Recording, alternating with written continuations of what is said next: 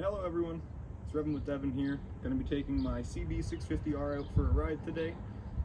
Very excited, first time I've actually taken it for a proper spin since I've installed all my parts, purchased the bike in late October of 2023 towards the end of the season.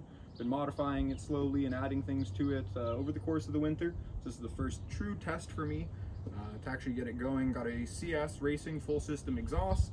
I have the Honda OEM quick shifter. I did new fairings, powder coated a few parts. Just super excited overall. I do plan on tuning this bike in the future. I have a company I'm going to be taking it up to. They're going to dyno tune and flash the ECU just to make it all around a lot more healthy for the bike, you could say, with the full system.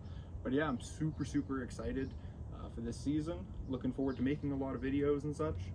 Haven't had a lot of time with winter and all and school, but planning on doing a lot more of that soon. Without further ado, here's a Coldstart